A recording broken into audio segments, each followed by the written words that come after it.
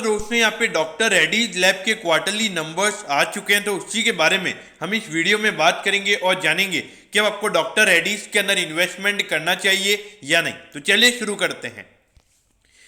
तो देखिए, सबसे पहले अगर हम यहाँ पे कंपनी के टोटल रेवेन्यू की अगर हम बात करें तो पिछले क्वार्टर के कंपैरिजन में कंपनी का टोटल रेवेन्यू यहाँ पे 4% से बढ़कर 4,919 करोड़ का यहाँ पे कंपनी का टोटल रेवेन्यू इस क्वार्टर में निकल कर आया है।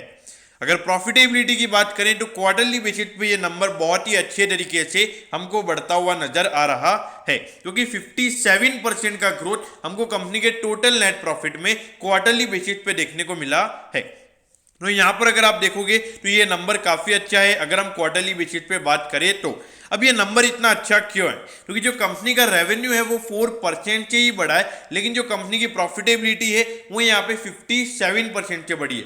तो इसका मतलब ये है कि जो कंपनी के जितना रेवेन्यू बढ़ा है, यानी कि जो 200 करोड़ का यहाँ पे कंपनी का रेवेन्यू हमको बढ़ता हुआ नजर आया है, वो सीधा वहां पे कंपनी की प्रॉफिटेबिलिटी में जाता हुआ हमें नजर आ रहा है। और कंपनी के एक्सपेंसेस बिल्कुल भी यहाँ पे नहीं बढ़े, थोड़े माइनस एक्सपेंसेस यहाँ पे क्वार्टरली बेसिस पे हमको बढ़ते हुए नजर आए हैं। अब बात करते हैं ईयर ऑन ईयर बेसिस, यानी कि पिछले साल के अप्रैल से जून वाले क्वार्टर से अगर हम कंपेयर करें तो उसके कंपैरिजन में यहाँ पे कंपनी का रेवेन्यू 11% बढ़कर 4,919 करोड़ का यहाँ पे कंपनी का टोटल रेवेन्यू निकल कर आया है। तो ईयर ऑन ईयर बेसिस पे यहाँ पे रेवेन्यू अच्छे तरीके से बढ़ा है, लेकिन जो प्रॉफिटेबिलिटी है वो यहाँ पे 1.5% से गिरकर 570 करोड़ का यहाँ पे कंपनी का टोटल नेट प्रॉफिट निकल कर आया है। अब ऐसा क्यों हुआ है? देखिए, जो कंपनी का रेवेन्यू है वो अराउंड 400 से 500 करोड़ बढ़ा है अगर हम ईयर ऑन ईयर बेसिस पे बात करें तो, लेकिन जो कंपनी के एक्सपेंसेस हैं वो उससे ज़्यादा बढ़े।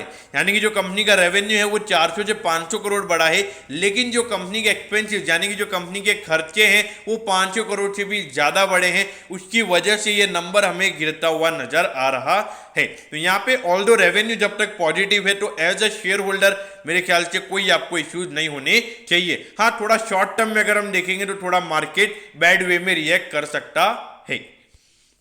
अब ये देखिए, 90,021 करोड़ का इस कंपनी का मार्केट कैप है। अगर आप देखोगे इंडस्ट्री के कंपैरिजन में ये स्टॉक आपको ऑलमोस्ट उसी वैल्यूएशन पे मिल रहा है। वैसे मार्केट लीडर है तो प्रीमियम वैल्यूएशन तो यहाँ पे आपको मिलने वाला ही है।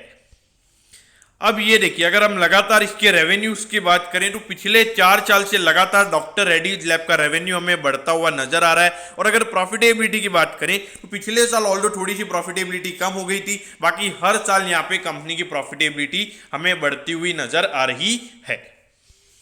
अब ये देखिए, 5,297 पे यहाँ पे डॉक्टर रेड्डीज लैब का स्टॉक अभी ट्रेड हो रहा है और 2.1% ये स्टॉक अभी डाउन है, जबकि निफ्टी आज पॉजिटिव वे में ट्रेड कर रहा है। तो इससे सीधा क्लियर कट इंडिकेशन है कि मार्केट को ये रिजल्ट अच्छे नहीं लगे।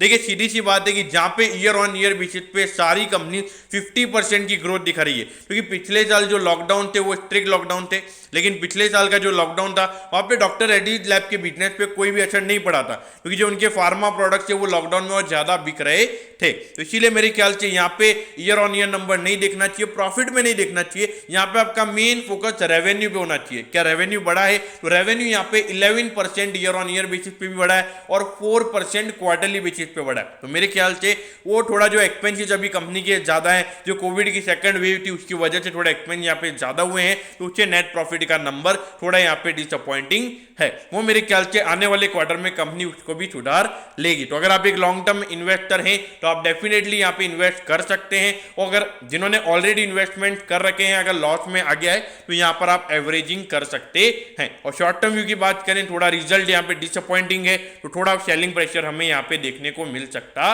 है। तो दोस्तों, मैं होप करता हूँ कि डॉक्टर रेड्डीज लैब के नंबर्स के बारे में आपको सब कुछ पता चल गया होगा। अगर आपकी कोई भी क्वेरीज है तो आप कमेंट कीजिए, मैं जरूर आपके कमेंट पर रिप्लाई करूंगा। ओके दोस्तों, thank you, have a nice day.